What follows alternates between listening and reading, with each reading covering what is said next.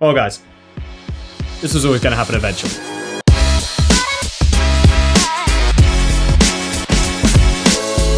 What is up creators, this is Tom, welcome back to another video. I'm super excited today because I just received the iPhone 12 Pro Max. You guys absolutely loved the comparison I did between the iPhone 12 Pro and the Canon EOS R professional camera versus iPhone camera. So I thought I would mix it up today. We have the best of the bunch, the best camera that an iPhone has ever included. And what we're going to do is actually compare the best of the best iPhone camera to a consumer mirrorless camera. This is somewhat of a sort of budget option. This is why this is included in a Budget Wednesday. If you have this camera, if you have a camera like the iPhone 12 Pro, is it even necessary to get a camera like the Canon M50? Can you get similar results on a phone that you would pay for sort of a $500 camera? Also, I know that this video is not on a Wednesday, and if you are new to the channel, that might be a bit surprising, but if you are a long-time channel viewer, you'll definitely know that Budget Wednesday not always being on a Wednesday is not that new to the channel. We're also using a really cheap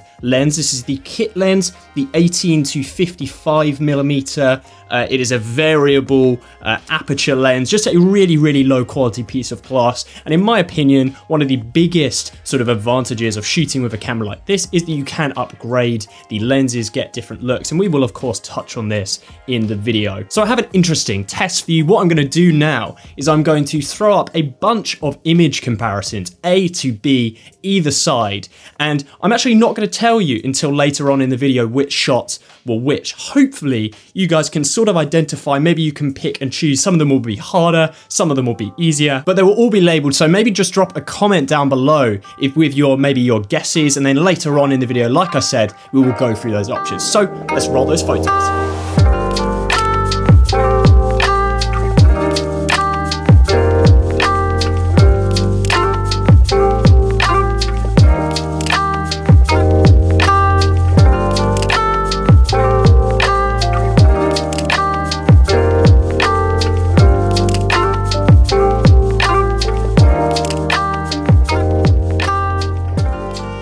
So guys, a little behind the scenes on this shoot. I decided to channel my inner Peter McKinnon to basically just sort of set up a sort of coffee themed, sort of slightly grungy photo set. So this is almost like product photography, almost entirely product photography in a controlled lighting environment. I have my studio backdrop behind me. This is a sort of matte black, and I use that a lot in the photos to sort of control the light and control the vibe of the stills. So I was using a couple of really janky setups. I really need to invest in an iPhone tripod for these videos, but I have the iPhone sort of jankily set up, this little iPhone grip, and I use an even jankier setup for the Canon M50 because I don't have a vertical mount. Like normally I use cages for my cameras, but I don't have one for the Canon M50. So what I actually just did is sort of like threw this into one of my other camera cages, but it did actually work. So I was able to get some sort of nice shots, and then I just generally set the timers on all of the different photographs, sort of set the scene and the different products and things, and just started snapping away. In terms of an app on the phone, a bit like I did in my last sort of shooting professional video with the iPhone, I used a custom app. I used an app called Halide, and what this does is there's a couple of really useful functions that sort of elevate this above the default camera app. First of all, it's really easy to shoot RAW photos as well as JPEG photos, so you can get both straight out of the camera, and that becomes really important, and we'll talk about that a bit later, because what I actually did is I edited these photographs in Lightroom, and that's an important step to getting the most out of these photographs. The iPhone camera can shoot RAW, and it's going to get better with something like Apple Pro RAW, but like I said, for the time being, you can just take RAWs from this camera and put them into Lightroom. And then the other thing Halide does really well is it lets you control different variables, different camera settings, control your shutter speed, control your ISO, and that type of thing is actually really useful because you get a control over your exposure. Things aren't changing around like they would in the normal iPhone camera app. If you're looking to take your mobile photography to the next level, I would definitely recommend Halide. Okay, so I'm actually going to pull a couple of these photographs out here, and these these were sort of little cheat outliers because I actually used a different lens. I used a different piece of glass on the Canon M50 for a couple of the photographs. So we have this photo here, and you can see that the subject is way more isolated. This was shot with a Canon 50mm f1.8, and what the advantage of that little lens does is it actually allows you, let me go get it here, this lens here, and what that does is it has a lower aperture, meaning that I can get a greater, shallower depth of field with this lens than I would be on this pretty crappy little lens that I've got on this camera at the moment. And what that's done is it basically gives the photo, in my opinion, a much more professional look. Now, there's not always times you want to always shoot with shallow depth of field, but for this photo, and again, this is where the advantage of shooting on a professional or at least a camera where you can change the lenses, a dedicated camera, you do have more of an option to get a greater shallow depth of field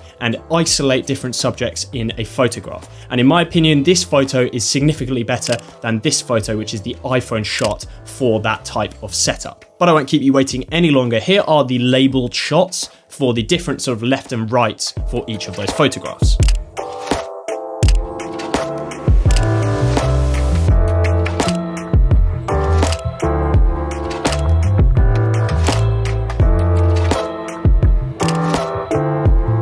Okay, so I'm not going to sort of talk about each dedicated shot in sort of entirety, but I will pull out a couple of photographs here. So we have this photo here, and this is one of my favorites from the shoot because I actually think that the camera and the phone got super close. You can see that there's a couple of giveaway sections here. You have a greater, shallower depth of field, so a little bit of more natural blur on the beams at the front, and the white balance is, in my opinion, a little bit tighter and there's less noise. Those really are the only sort of differentiating factors on this photo. And then we have this one here, which is again one of my favorites from these series of photographs. And for me, the sort of biggest difference is just the sharpness here is a little bit tighter on the Canon M50 shot, and the sort of motion in the coffee, you can get a little bit more light on the Canon M50. You allow that shutter speed to be a bit faster, and meaning the coffee is going to look a little bit better than it does at the top. But super impressed with the iPhone here. I think it is absolutely exceptional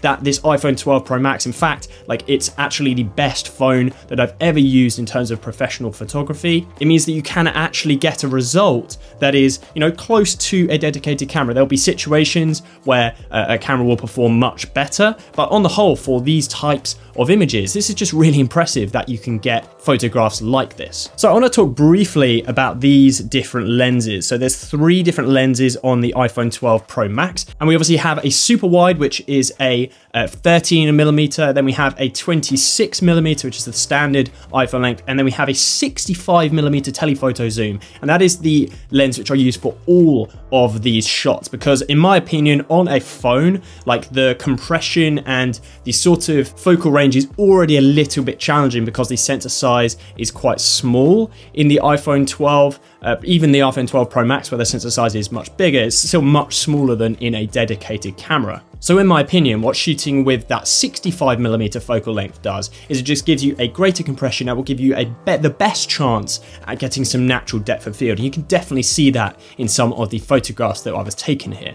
And as mentioned, I shot these photos in RAW. On both the cameras, I sort of pulled the RAW files from the iPhone 12 Pro Max, and then I shot in RAW on the Canon M50, and there are big advantages to that. So what I'm going to do now is jump into Lightroom. We can edit an iPhone photograph, and we can show you how to go from the sort of looking raw photo to something which looks a little bit closer to that of the dedicated Canon M50 file. All right, so we're here in Lightroom now, and you can see that this is the final photo that we were sort of ended up with. However, that is actually the original. This is the original photograph taken from the RAW file taken on the iPhone. So what we're going to do is we're going to go to the final edit, we're going to reset this, and we're going to bring it back to the original, and we'll go through the steps briefly to turn it into something looking a bit more of a final product. So we're just going to give it a crop. First of all, crop into 4:5, sort of Instagram sort of size. And I also want to straighten this ever so slightly. So I'm going to grab the little ruler here, and I want the cup to be aligned. So we can just grab that, crop that in like that.